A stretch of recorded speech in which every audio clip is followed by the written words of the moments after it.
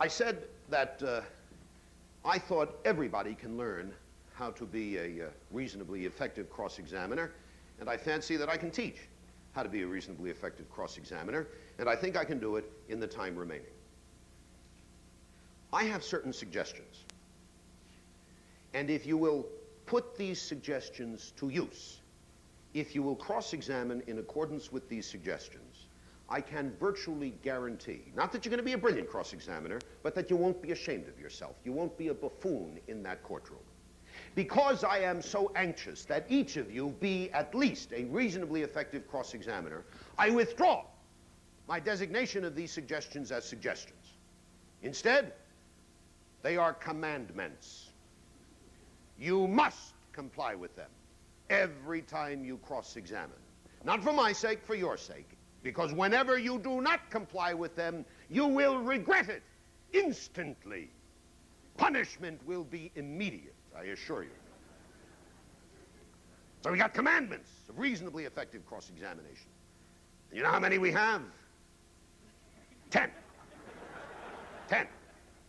But because we've been together so long, I want to make a confession. Ladies and gentlemen, there really aren't 10. There are only about 6 or 7. I repeat some of them in different words in order to make it add up to 10. Because 10 has a literary ring that I find appealing. So, keen minds that you are, if you say to yourself, hey, wait a minute, he's already said that. He's just repeating it. I know that I've said it. I know that I'm repeating, but I want to make it come out to 10, okay? Now, two preliminary words. First, there's no magic to the order in which I present them. Each one is as important as the others. And second, these commandments are very simple. By the time we finish this evening, each one of you will have memorized these commandments. But take it from me that human nature is so constructed that you're going to have to compel yourself to comply with these commandments. If you stand up there and do what comes naturally, you will inevitably violate the commandments. That is why at least 25 jury trials are necessary. It takes about that time to master the commandments, to school yourself to interrogate in accordance with these commandments every time, so that you will memorize them by the end of the session today. When you go to court on Monday, you're going to know the 10 commandments. And you know what's going to happen? You're going to stand up to cross-examine, and you're going to ask the question, and you're going to say to yourself, my God, that violates every single commandment. One question violates all 10, but you can't help yourself. It comes out that way, and there's just nothing you can do about it. So you practice, and you practice, and you practice, and you mark my words. Give it 25 trials or so, and it'll be second nature. You almost won't have to think about it. All right, so much by way of introduction. Let's go to work. First commandment, be brief. That's it. Short, succinct. Remember, cross-examination, unless you are Clarence Darrow, unless you are Max Stoyer, cross-examination for the rest of us, however, is a commando raid. It's not the invasion of Normandy. In, out, that's the whole idea. Right? Using the word point to describe an argument that you would make to the jury about the credibility of a witness, applying this first commandment, I would say never make more than 3 points. 2 better than 3, and 1 best of all. Take self-confidence, because you've got to peel off the inessential. Back to the Garver case. Assuming that what I'm going to say in summation is just that, the shrug. You know, look at the witness who comes to support the defense. What's my cross-examination of Mother going to be? 1 question. You're his mother, aren't you? Yes. Sit down. As we'll see, it complies with the other commandments, and it's done. And it has another virtue. If you're brief, the jury will remember.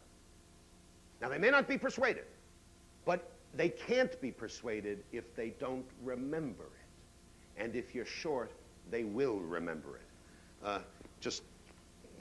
I don't know any psychology, but I think that this is probably true, or a psychologist would agree, but I've got to put it into a picture. I like to imagine that the juror has in his or her head a sort of cup, and that cup can contain information. And when we start the cross-examination, we're pouring information into the cup.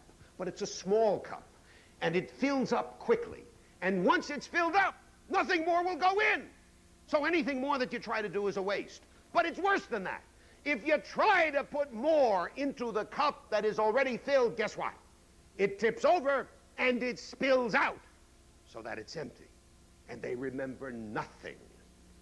You try a cross-examination for 90 minutes, They're not going to remember the first 2 minutes and forget the other 88. They're going to remember nothing when you get done. But if you cross-examine for 2 minutes, they'll remember every single question. And that's halfway towards their being persuaded. So you will be brief. Second commandment. Short questions, plain words. Again, you've got to acquire the knack of asking short questions using plain words, because in law school, by and large, you have been practicing writing long sentences and using elaborate words. You know, lawyerese. I don't know why it is that it is a custom among lawyers to speak and write this peculiar dialect of English that is known to nobody else except lawyers. English is an extraordinarily rich language. There are 5 synonyms for everything. Always 1 or 2 of those synonyms derive from the Germanic languages, and they are short and punchy. The other words, which mean the same thing, derive from the Latin, and they're long and kind of complicated and whatnot. Develop the knack of always choosing the Germanic word. For 5.5 years, I presided in that trial court in New York City. It was before the days of no fault and before the days of comparative negligence. On the civil calendar, the automobile accident case was the bread and butter of it. God knows how many I presided over, hundreds, maybe even 1,000.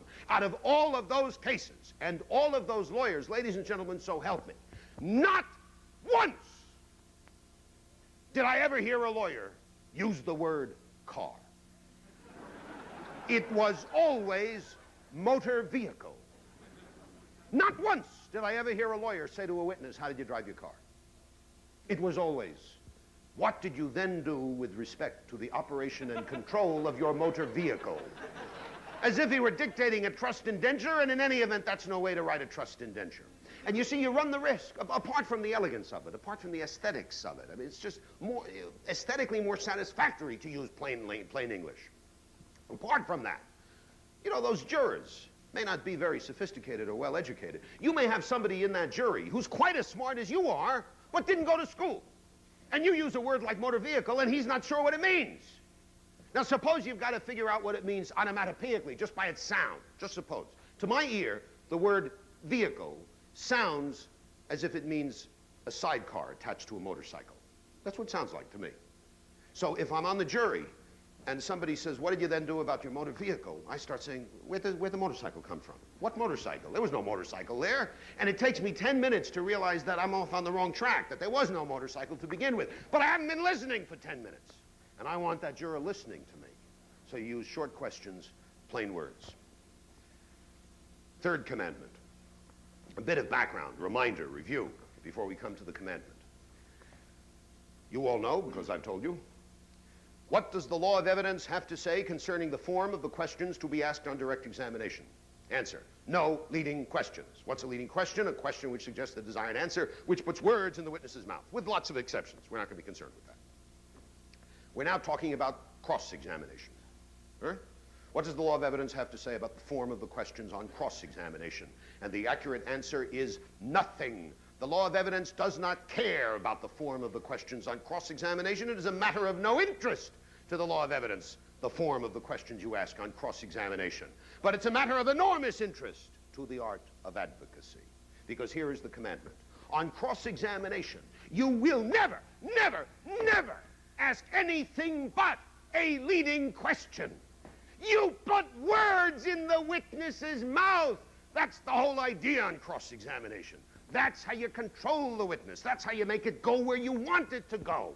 How often have I been sitting there in court when a lawyer on cross-examination stands up and says to a witness, what happened next? Oh, no, no! That's like saying to the witness, make a speech. Tell us anything you want. Or even worse, how many of you have seen this? So why did you do that, Mr. Witness? The famous why question on cross-examination. And inevitably, it blasts the lawyer right out of the courtroom. The melody of a cross-examination should be sung by the lawyer with an occasional mumbled monosyllable from the witness. Okay? I can sing one for you. This is the melody of it. This is the way it goes. Mr. Witness, you got up at 8:30 that morning, isn't that right? That's right. And the first thing you did after you got dressed was go out on the street. Yes. And the first thing you did on the street was go to the supermarket. Yes. The supermarket was the one around the corner on Market Street, isn't that right? Yep. And as soon as you entered the supermarket, you went to the orange counter, yes. And there you picked out 6 fine, juicy oranges, yes. You put them in a bag and you went to the checkout line, yes. You stood in line for about a minute and a half waiting to pay for the oranges, yes. And as you stood there, you could look out the front window, is that right? Yes. And you could see on the street, that's right. And what you saw was the octopus coming out of the sewer? Yes. Thank you, and sit down, right? Okay? The lawyer sings the song. The witness does not. Only leading questions on cross, which brings us to the 4th commandment. Law students or laymen hearing this for the first time can't believe it, but every experienced lawyer, of course, knows that it's true. It is second nature. You will, on cross-examination, ask only questions to which you already know the answer. Now, that's obviously so. Why? What did you do before the trial started? Prepared your summation, including that part of the summation in which you talk about the credibility of the other side's witnesses. Well, what arguments are you going to make? Those arguments that realistically are available to you. I mean, you have to have some sense of what you can get to support the argument. Since you know what you can get, you know what the answer to the questions will be. When I say no, I mean you have a pretty good idea what the answer is going to be. Obviously, things can go wrong. But you have a pretty good idea, and if you don't have a good idea, don't ask the question. Remember, cross-examination is not a deposition. It's not discovery. It's not the occasion for finding out about the case. If you don't already know about the case, you should not be trying it. Cross-examination is the occasion for making points or getting the information you need to support the point that you will argue in summation. So if you don't know the answer, don't ask it. When you ask Mrs. Garver, you're his mother, aren't you? You know what the answer is, so you can ask it. But how many of you would probably ask a question like this? You love him, don't you? You don't know what the answer to that question is going to be, so don't ask it.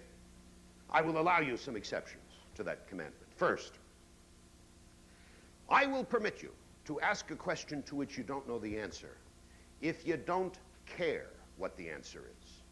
But be awfully sure that you don't care what the answer is. For example, remember this fellow over here? Right? We've gone through the 8 modes of impeachment. What was the last one? Didn't you go to the bar last week? Didn't you talk to the bartender? Yes, yes. Didn't you say to the bartender that the light was red? Well, yes, I did. Aren't you ashamed of yourself? I don't know the answer to that question, but I don't care what the answer is, so I can ask it. See, but it's got to be as extreme as that.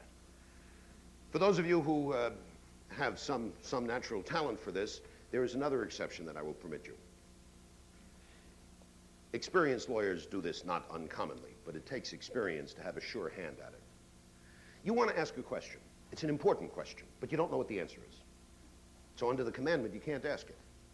But after a while, you develop the skill of, I've heard it called escalating to that question. You ask seemingly innocuous questions, unrelated so far as anybody can tell to the point you're actually getting at, but you know that it is related. And the answers to those questions educate you right there in the courtroom as to what the answer to the payoff question will be. If you realize that the answer will be unfavorable, you can drop it, go to something else, and nobody is any the wiser. But if it turns out that it will be a favorable answer, then you can ask it. The single best example I know of that occurred in the Lizzie Borden murder case. Lizzie Borden, you will recall, was indicted for killing, well, she took an axe and gave her mother 40 whacks, and when she saw what she had done, she gave her father 41. And undoubtedly she had, by the way, but she was acquitted. Lizzie Borden was no poor girl. She was quite well-to-do, and she retained, to defend her in the murder trial, a former governor of Massachusetts and the reigning trial lawyer of the day in New England, a man named Robinson. The witness was Bridget the maid, who had served breakfast on the fatal morning. The murder occurred early in the morning, maybe half an hour after breakfast. The question that Robinson wanted to ask was something like, was everybody friendly at breakfast? And obviously he had to get a yes answer, because he was taking away any motive for Lizzie to have killed her parents. And he didn't know whether he was going to get that yes answer. The cross-examination leading up to that question, how were things at breakfast that morning, runs over 7 or 8 printed pages. Now, with the benefit of hindsight, you can see that Robinson, right there in the courtroom, on his feet, was getting the answer to that payoff question. And you can just see him closing doors, establishing what finally was clear in his mind when he came to that payoff question, that the answer was going to be yes, everything was fine. an incredible piece of artistry, and it's readily available in any of the books about the Lizzie Borden case. That cross-examination will be reproduced. I commend it to you. So you will ask only questions to which you know the answer. Fifth commandment. The fifth commandment is is the most recent addition to this list. It refers to a phenomenon that I had been aware of for a long, long time, but just hadn't been able to figure out. But I think I figured it out now. And this was the phenomenon. Let me tell you about it before I give you the commandment. You're sitting in court. A lawyer is cross-examining. He asks a question, and he gets an unexpectedly favorable answer. You know, just an answer that's inconsistent with all the rest of the evidence. An answer that's contrary to the laws of the universe. It just can't be. The answer makes his case for him. At a minimum, it blows this witness right out of the water. And almost every time, when the lawyer gets that kind of marvelously favorable answer, guess what? He does nothing with it. He just sails on, as if the answer had never been given. And I finally figured it out. Do you know why the lawyer does that? You know why he sails on as if the answer never had been given? Because to him, the answer never was given. He hadn't heard it. He hadn't heard it. And you know why he hadn't heard it? Well, two reasons. Reason number one, he didn't know about this, what is it, fifth commandment, which is simply listen to the answers. But the reason why he hadn't been able to comply with that fifth commandment, the reason why he wasn't listening to the answers, is a perfectly natural human reaction to the terror of being the cross-examiner. Let me put into words what's going through your mind when you stand up to cross-examine. And it can be the first time, it can be the last time, but for God, you know, this is the way it is. Oh my God, I got to cross-examine. What am I going to do? Why did I ever go into this work? Well, here I am. What is your name? I got it out. All right, now what should the next one be? Where do you live? Okay, we're still going. And you see, you're so wrapped up in your own psychic processes that you have no energy left over for listening to the answer. But you must listen to the answer against the possibility that you're going to get one of those extraordinary answers. The fifth commandment, ladies and gentlemen, is listen to the witness's answer. And I want to illustrate that commandment with a story. Now, you must understand, this story is not literally true, but it is poetically true. And so far as I'm concerned, it is true.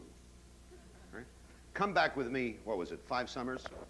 When every one of us was glued to the television set. What was happening?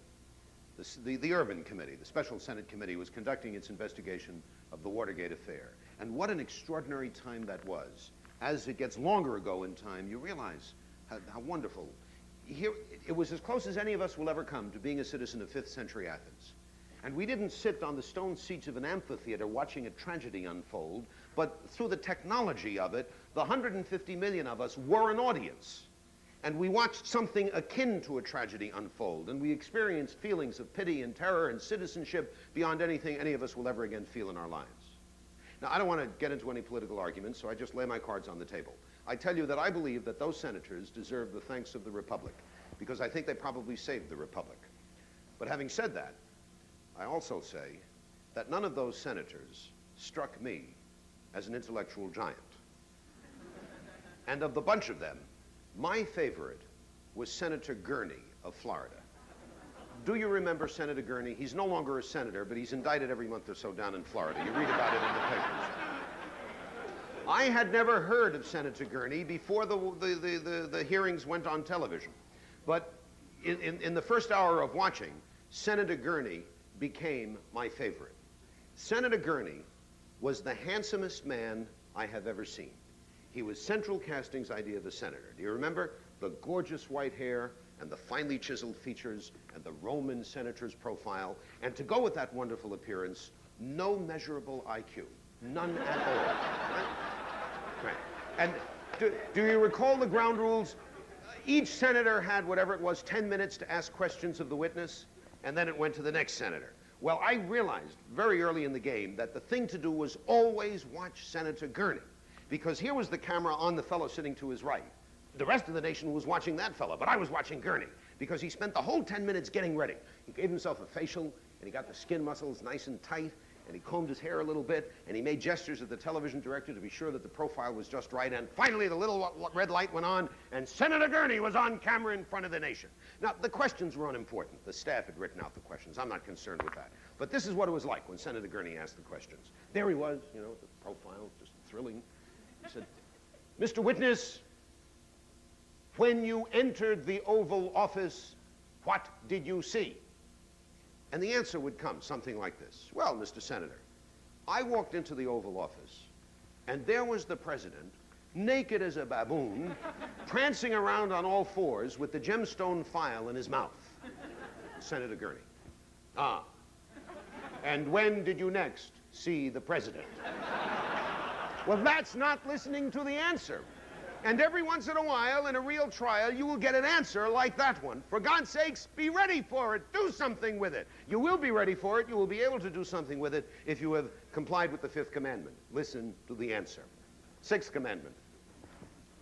The sixth commandment is something many lawyers think is part of the law of evidence. Maybe it is, maybe it isn't, really doesn't matter, because it's certainly part of the art of advocacy. And it's especially important for those of you who have the temperament of a trial lawyer. Because whatever other gifts and qualities you need, you can be successful as a trial lawyer only if you have a certain streak of belligerence. You know that. You know, this is combat. You know, highly ordered and regulated and limited combat, but it's combat. You know, it can be justified only as an alternative to bloodshed. So you like to fight, otherwise you're not a trial lawyer. Because you like to fight, you will be tempted to ignore the sixth commandment, which is, don't quarrel with the witness. When you ask your question and you get your answer, and the answer is inconsistent with the rest of the evidence, contrary to the laws of the universe, patently impossible, what do? Sit down. That's the time to stop. Don't quarrel with the witness. Save it for summation. Because if you quarrel with him, what? He's going to get off the hook. He's going to realize he said something he shouldn't have said. He's going to explain it, and it just won't be as good as it otherwise would have been. And in any event, it is unaesthetic to quarrel with the witness.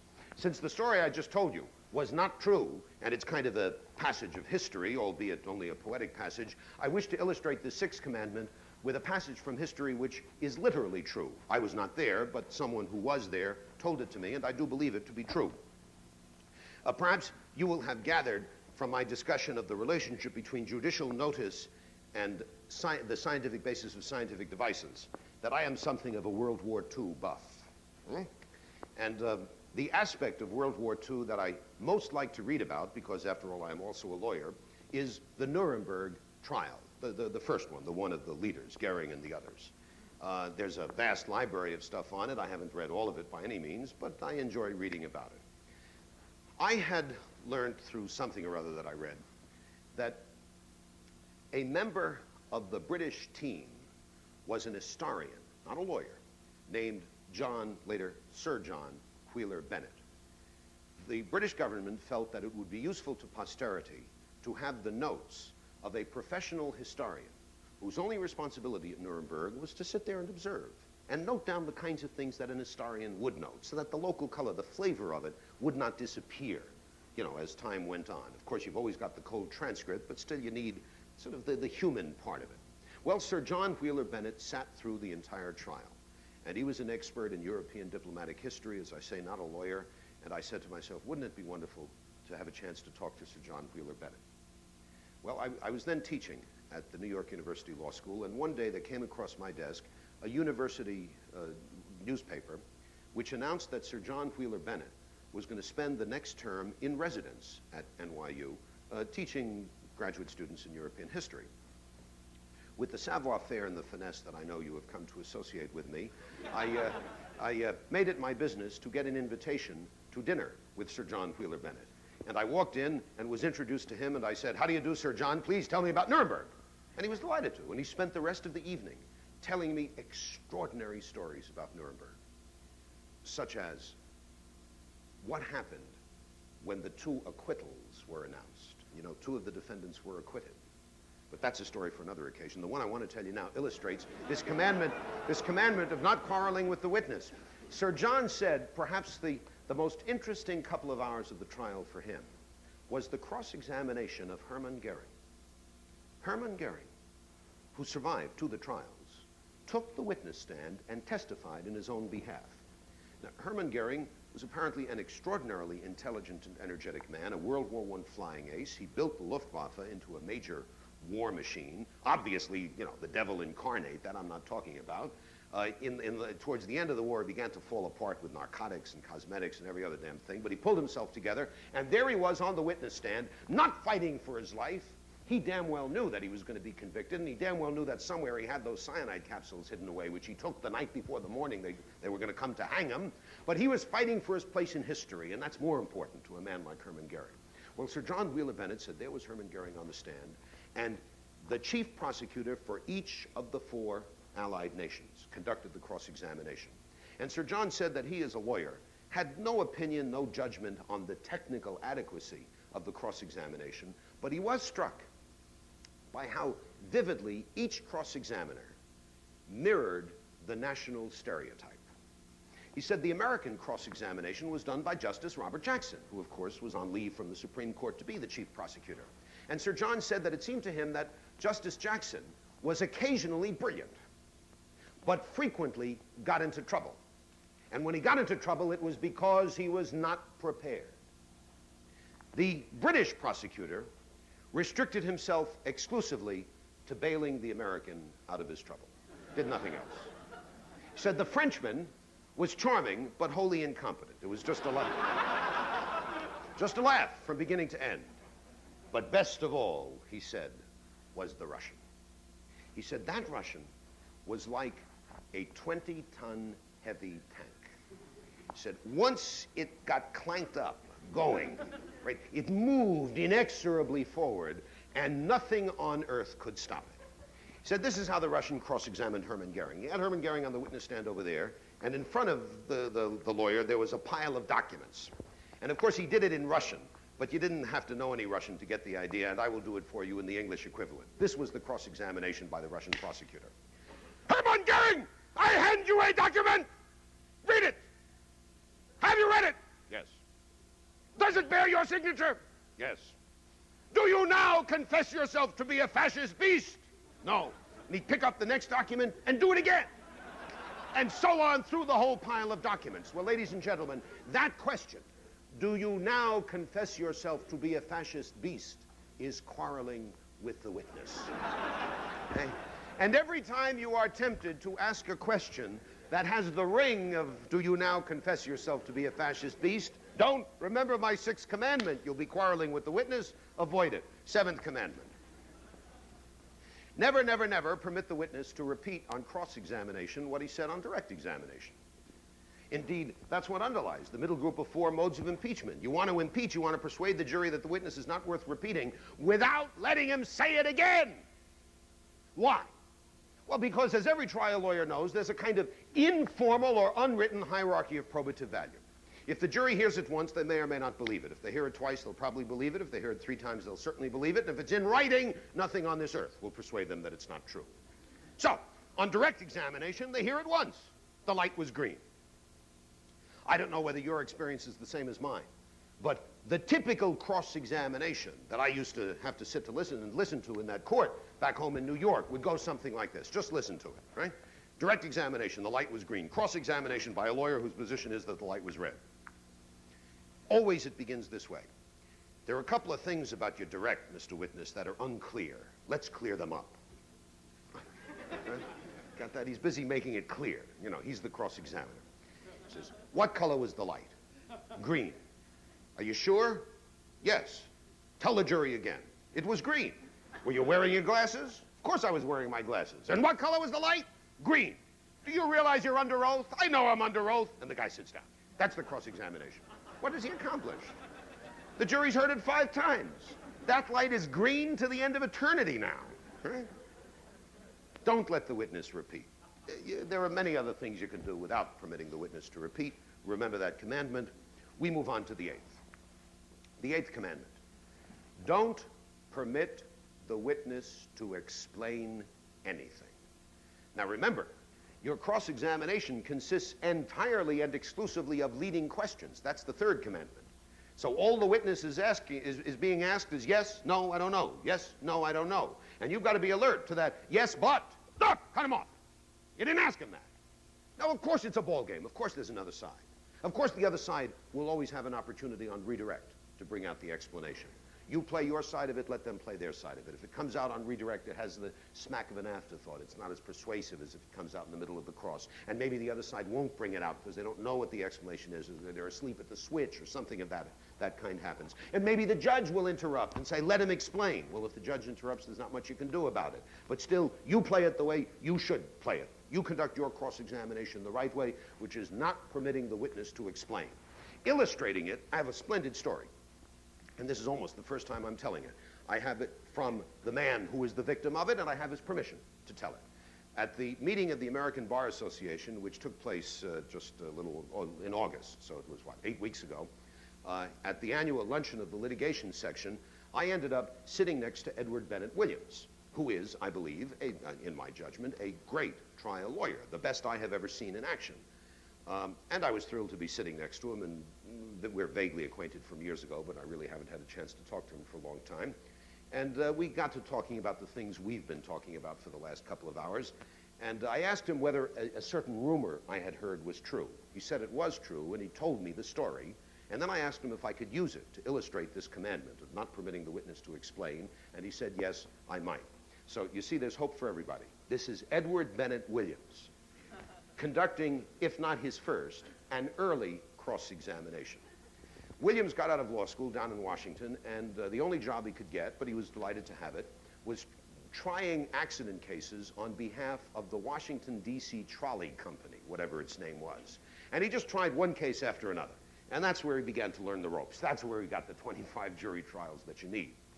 This case was a wrongful death action.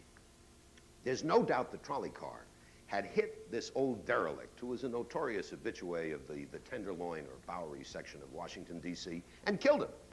The defense of the trolley car company was that he was drunk at the time, so that there was contributory negligence, et cetera, et cetera, et cetera. Now, the difficulty was that when the police arrived, and there was no reason to think anything had happened in between, there was no bottle of whiskey on the corpse. But there was evidence as follows. This old derelict had a son who was also a derelict, who actually was sitting on the corner half a block away and saw the accident happen.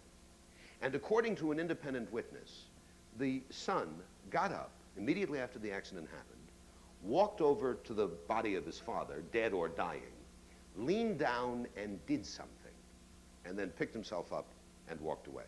Aha, said Williams. What he did was lean down and pick up the whiskey bottle because he knew that that would kill his father's, or his chance for a recovery. Lo and behold, the son takes the stand. And according to Edward Bennett Williams, this is how he, Williams, cross-examined the son. Were you sitting on the corner a half a block away when your father was struck by the trolley car? Yes. Did you see your father actually struck? Yes. Did you realize at once that he was badly hurt, if not killed? Oh, sure, he was really hit bad. Did you walk over? Do you hear how it's going just the way it should? Leading questions, etc. Did you walk over to where your father was lying? Yes. Did you bend down? Yes. Did you do something? Yes.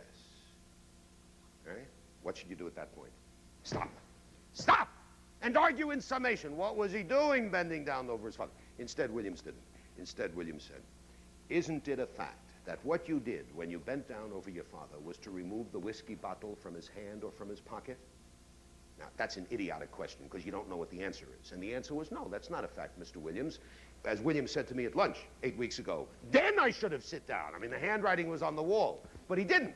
Instead, violating this 8th commandment, never permit the witness to explain, Williams said to the witness, well, you tell the jury what you did if you didn't take the whiskey bottle out of his pocket. And the answer was, well, Mr. Williams, he may have been a drunken old bum, but he was my father. I bent down and I kissed him goodbye.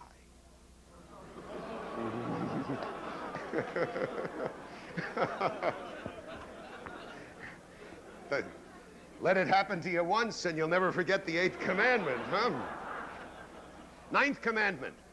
The 9th commandment is part of the lore, L-O-R-E, of trial lawyers. Each generation passes it on to the next. I suspect illustrating it with a different version of the same apocryphal story, which doubtless can be traced ultimately to the Talmud, if not to some earlier source. This 9th commandment is avoid one question too many. So easy to say. Don't ask one question too many, but it's so hard to do, okay? Because You'll always recognize one question too many after you've asked it. See? Always, always. You ask her, you no, come back, but it's too late. It's out there. And instantly it becomes the one question too many. The only way or the only thing I can think of that might help you is, remember, you ask questions only to get what you need to support the summation. And the instant you're within hailing distance of having what you need, sit down, stop. Don't push it to the line, and certainly don't go over the line. The apocryphal story, which in one form or another comes down the generations, illustrating the one question too many, is this. It's apocryphal. I don't know whether it's true or not, but as it was told me, and as I tell it to you, it was a criminal case. The charge was atrocious assault, assault in the first degree, whatever it might be called in the jurisdiction. And the theory of the prosecution was that the defendant and the victim got into a fight. In the course of the fight, the defendant got his teeth around the victim's nose and bit it clean off. Now, that can happen. You see, the teeth are like little chisels.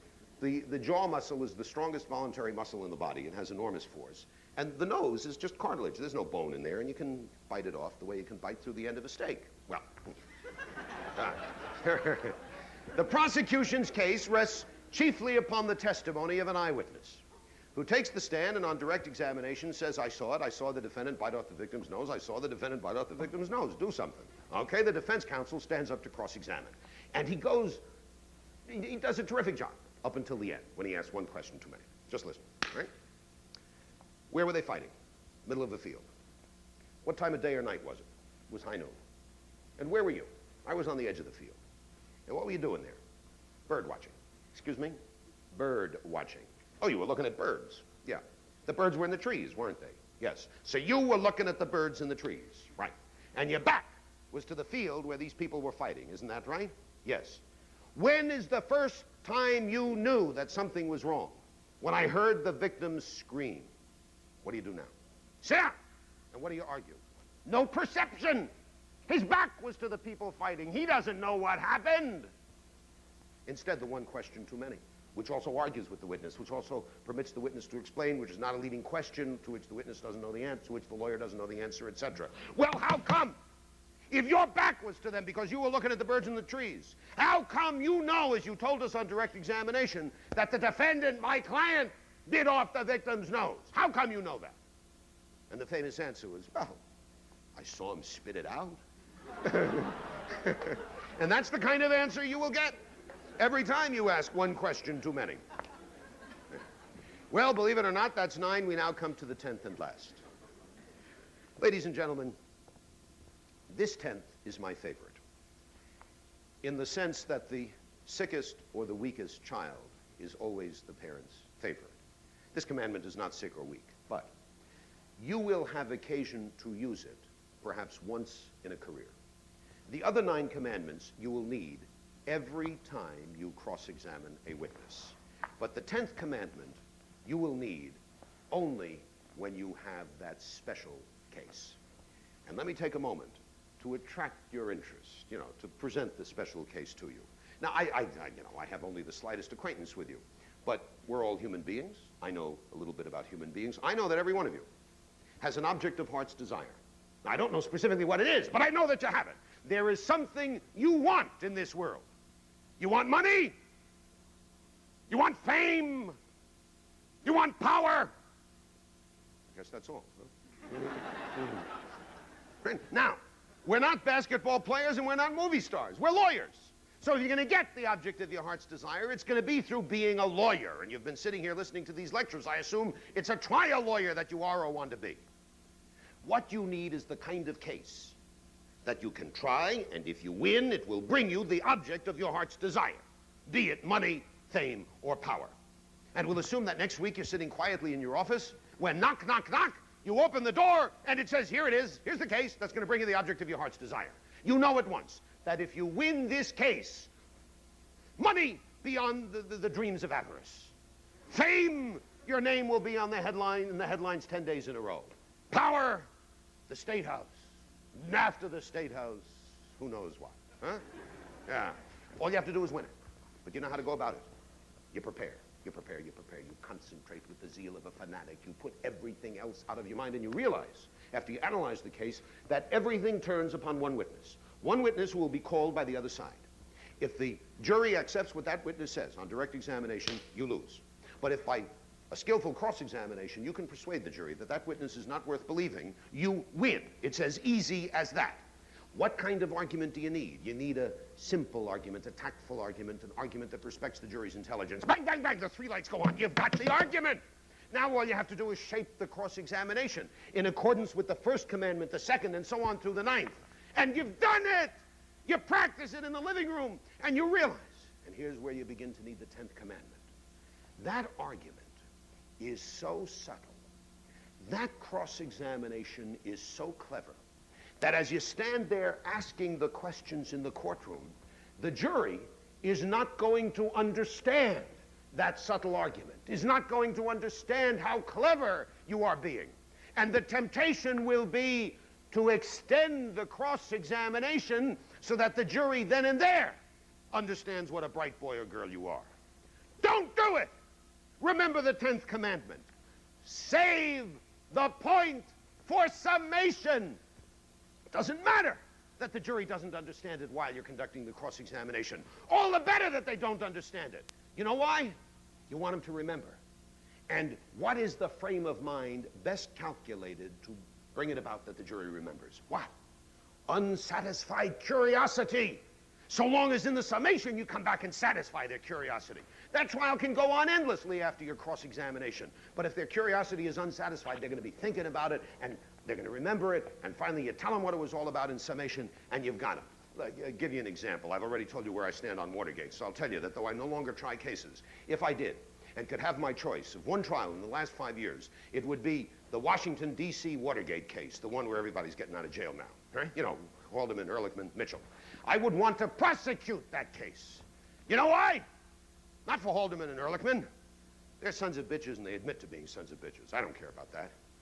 It's John Mitchell I want.